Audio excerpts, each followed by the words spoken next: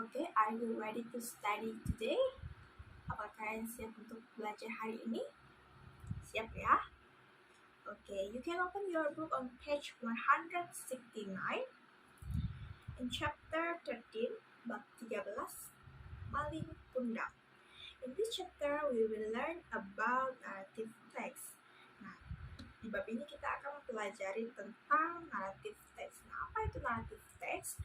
Narrative text adalah sebuah teks yang menceritakan rangkaian suatu peristiwa secara berurutan dan saling terhubung satu sama lain. Nah, jenis teks ini memiliki sifat imajinatif atau khayalan yang bertujuan untuk menghibur pembaca. Nah, there are three general structure of narrative text.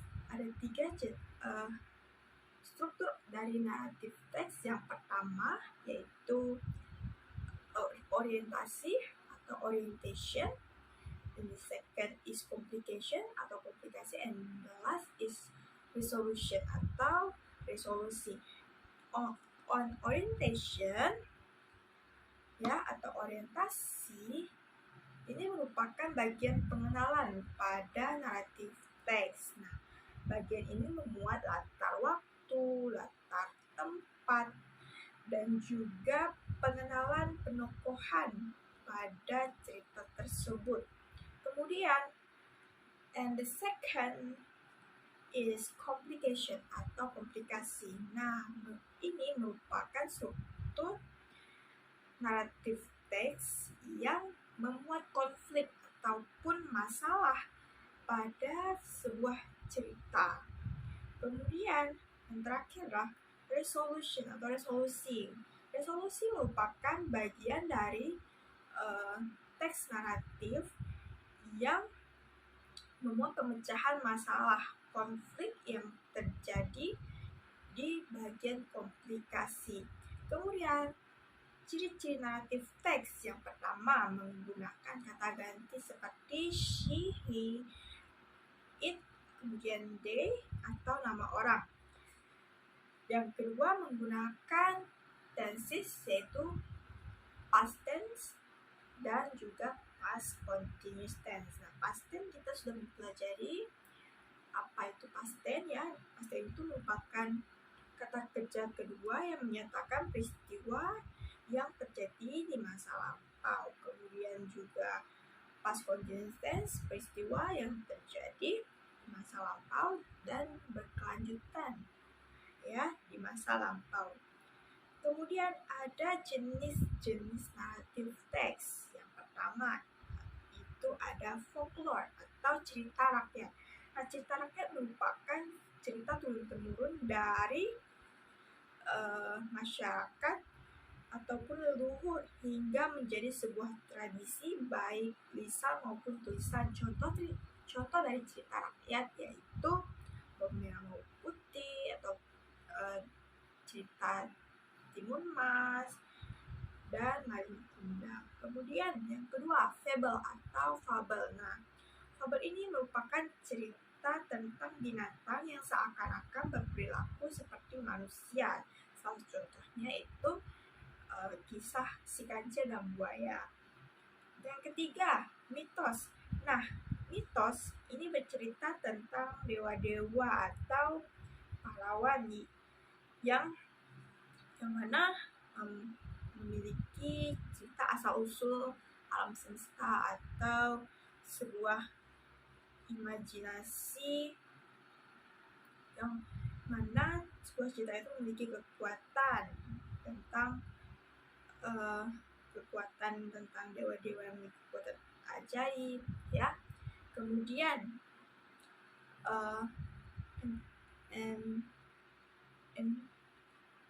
yang keempat legenda. Nah, legenda ini ya menceritakan tentang asal-usul peristiwa atau sejarah suatu tempat. Contohnya Danau Toba, kemudian Gunung Tangkuban Perahu, ataupun juga Roro Jonggrang. Nah, yang kelima, dongeng. Nah, dongeng ini biasanya disebut fairy tale yang biasanya dibawakan kepada anak-anak menjelang tidur. Contohnya cerita Cinderella, Snow White, Tinkerbell, dan Rapunzel, dan masih banyak lagi animasi anak-anak lainnya. Yang keenam, romansa. Nah, di romansa ini memiliki cerita yang berfokus pada kisah percintaan, contohnya Romeo dan Juliet. Yang ketujuh, misteri. Nah, misteri ini merupakan salah satu teks naratif yang ceritanya masih menjadi misteri atau juga masih tidak diketahui secara pasti alur ceritanya. Dan yang terakhir, history. Nah, history ini termasuk cerita yang memuat tentang kisah atau asal-muasal fakta yang terjadi di masa lalu. Contohnya Perang Diponegoro. Sampai di sini ada yang ingin ditanyakan? Ada yang kurang dipahami? Tidak ada ya? Oke, tidak ada. Ada yang ditanyakan mengenai teks naratif? Tidak ada ya? Tidak ada. Oke, you can open your book on page 172. Di halaman 172.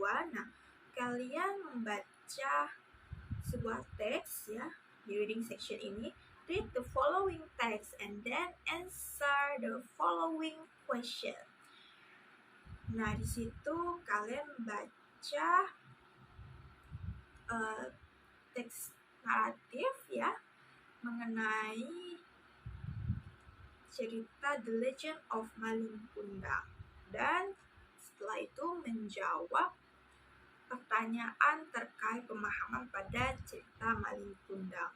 Nah, di situ kalian baca secara seksama dan pahami betul-betul ya. Oke, kalian pahami? Nah, sudah selesai membacanya?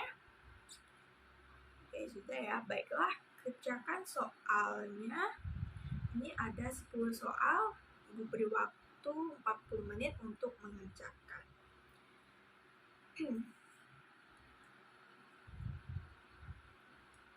Baiklah, tugas-tugas kalian sudah Ibu koreksi dan skor tertinggi itu 80 dan yang terendah 40 ya.